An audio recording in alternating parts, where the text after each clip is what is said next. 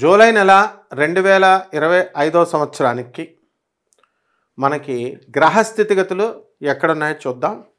రాహువు కుంభరాశి, కుజకేతువులు సింహరాశి, మరి శని మీనరాశి, ఆ తర్వాత బుధుడు కర్కాటక రాశి, అలాగే ఈ యొక్క రవి గురులిద్దరూ మిథున రాశిలో సంచారం చేస్తున్నారు. ఓం వసుదేవసుతం దేవం కంసచాణూరమర్ధనం దేవకీ పరమానందం కృష్ణం వందే జగద్గురుం. జగద్గురువైనటువంటి శ్రీకృష్ణ పరమాత్మల వారికి, జగదేక వీరుడైనటువంటి అర్జునుల వారి పాదపద్మాలకు నమస్కారం చేస్తూ మనం ఈ 12 రాశుల్లో ఒక్కొక్క రాశి వారికి ఏ విధంగా ఉందో తెలుసుకుందాం. మేషరాశి. ఈ మేషరాశి వారందరికీ కూడా వృత్తి, వ్యాపార, ఉద్యోగ విషయాల్లో గత నెల కంటే కూడా ఇప్పుడు అధికంగా ఉంది. అయితే ఛాతీ సంబంధమైనటువంటి వ్యాధులు రావడానికి అవకాశం ఉంది.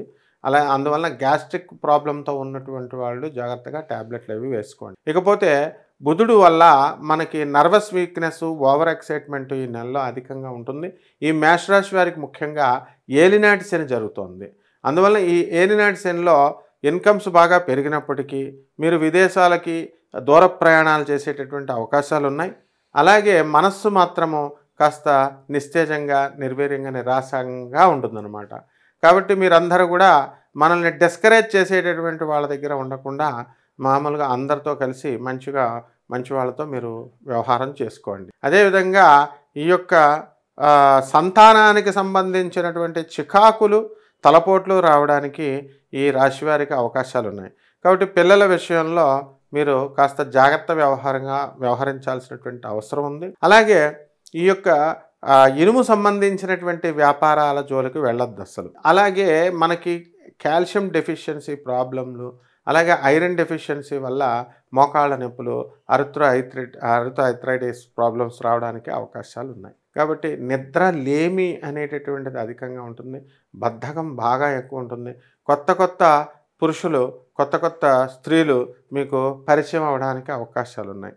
మరి వాళ్ళ వల్ల లాభముందా, నష్టముందా అనేటటువంటిది మీరు మీ వ్యక్తిగతంగా మీరు తెలుసుకోవాలి.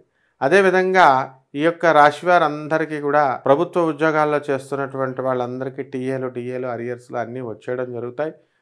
సెటిల్మెంట్ పెన్షనర్స్కి మరి 1 టైం లైఫ్ సెటిల్మెంట్ చేసి ప్రభుత్వ ఖజానాలో డబ్బులు లేకపోయినప్పటికీ కూడా ఏదో ఒక విధంగా ఈ మేష రాశి వారికి ఇచ్చేయడం అనేటటువంటిది జరుగుతుంది. కాబట్టి బట్టల వ్యాపారము, తర్వాత హోటళ్ళు, కిరాణా షాపులు, డిపార్ట్మెంటల్ స్టోర్స్, ఇట్లాంటి వ్యాపారాలన్నీ కూడా బ్రహ్మాండంగా ఉంటాయి. రాజకీయ నాయకులకి మంచి కాలం అని చెప్పాలి. అలాగే ఈ సినీ, సంగీత, సాహిత్య రంగాలలో ఉన్నటువంటి వాళ్ళందరికీ కూడా మనకి అధికమైనటువంటి ఆదాయం కలుగుతుంది. ఇక పరిహారాలు మనం చూసుకున్నట్లయితే ఈ మేషరాశి వారికి ఏలినాటి శని జరుగుతుంది కాబట్టి శని జపం చేసుకోండి, శని స్తోత్రాలు చదవండి. శనికి కిలోంపావు నల్ల నువ్వుల్ని, నల్లని వస్త్రాలు ఇచ్చి పేద బ్రాహ్మణులకి శనివారం నాడు ఉదయం 7 గంటలకి దానం చేసుకోండి. అలాగే మనము ఈ యొక్క అమ్మవారికి కుంకుమ పూజ, బెజవాడ కనకదుర్గమ్మ తల్లికి పాదాల దగ్గర కుంకుమ పూజ మీరు జరిపించుకోవాల్సినటువంటి అవసరం ఉంది.